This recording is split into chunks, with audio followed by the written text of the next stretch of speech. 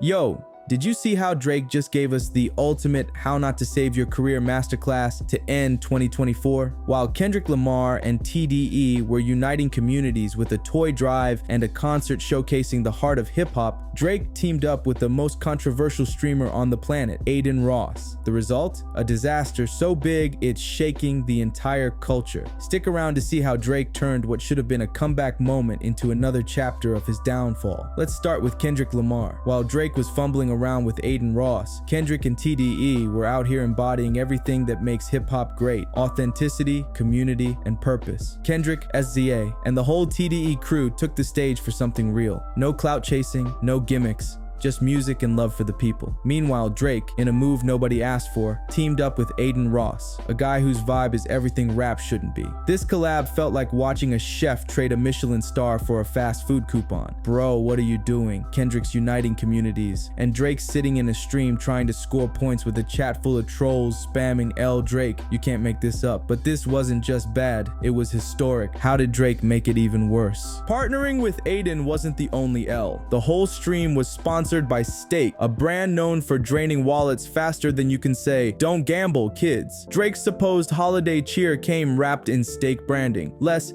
giving back and more taking advantage. The chat's reaction? This ain't Christmas, it's capitalism. Drake edition. Adin Ross, being Adin, pushed Drake to say wild stuff. Combine that with Drake's midlife crisis energy, and you've got a recipe for chaos. One minute he's rambling, the next he's on the verge of a meltdown. Drake teaming up with Steak is like Santa charging kids for presents. This isn't hip-hop, it's a bad Christmas special. Watching Drake try to be relatable while shilling for Steak is like seeing your dad try to use TikTok slang. The cringe is real. But wait, there's more. Let's talk about how he dragged Kendrick into this mess. Instead of focusing on fixing his image, Drake couldn't stop bringing up Kendrick Lamar, the guy who's been living rent-free in his head all year. During the stream, Drake kept referencing Kendrick's bars, even rapping lines from Euphoria and other viral moments. But instead of looking clever, he came off like that friend who retells a joke everyone already laughed at last week. Then came the weird part. Drake almost said, "F Kendrick Lamar," live on air. He caught himself just in time, but the damage was done. The panic on his face? Priceless. To top it off, it was revealed that his team censored any mention of Kendrick or "not like us" in the chat. Imagine being so pressed you have to mute your haters digitally. Muting Kendrick's name in the chat is like putting duct tape on a dam crack. Bro, the water's still coming through. All of this stems from Euphoria. That song ripped every layer off Drake's cosplay persona and left him exposed. Unable to defend himself because he doesn't like real ones and hates himself, Drake thought people loved him for his style, which he clearly stole from others. Now he just looks like a cartoon villain losing control. But it's not just Kendrick. How are Drake's actions pushing him further away from hip-hop? This year should have been a wake-up call for Drake, but instead, he's doubling down on the antics that got him here in the first place. The stream was his chance to reconnect with the culture. Instead, it highlighted just how out of touch he's become. From shilling Steak to awkwardly reading a fan letter that said, "F Kendrick," everything screamed, "I don't get it anymore." Drake even called Adin, Kai, and Speed the big three of streaming, leaving out his illegitimate son, Academics, another low blow in an already fractured relationship. Adin Ross even declared hip-hop dead, and Drake's response, comparing 2024 to a weird NBA season. Bro, this isn't sports, it's your legacy. Drake calling this year the NBA playoffs of hip-hop is like blaming the weather for a bad haircut. It's not the season, bro, it's you. Watching Drake try to connect with today's hip-hop audience is like seeing someone use a flip phone in 2024. Nostalgic, but it ain't working. So what does this mean for Drake's future? Drake's decision to dive into the streaming world might make sense to him now, but the long-term impact could be catastrophic. By teaming up with Adin Ross and leaning into this chaotic energy, Drake's alienating the very culture that made him. The question is, will his new audience stick around, or will they move on when the next big thing drops? Meanwhile, Kendrick's thriving by staying true to hip-hop's roots. While Drake scrambles for relevance, Kendrick's building an untouchable legacy. Drake's turning into the uncle who tries to play Fortnite at the family BBQ while Kendrick's serving the food everyone came for. If Drake keeps this up, he's gonna end up on Cameo doing birthday shoutouts while Kendrick's out here sweeping the Grammys. Drake's holiday stream should have been a comeback, but it ended up being a how not to save your career manual. So, what's next for him? Drop your thoughts in the comments. Do you think Drake can bounce back, or is this the beginning of the end? Smash that like button, hit subscribe, and don't miss our next video diving into how Kendrick Lamar solidified his spot as hip-hop's undisputed king.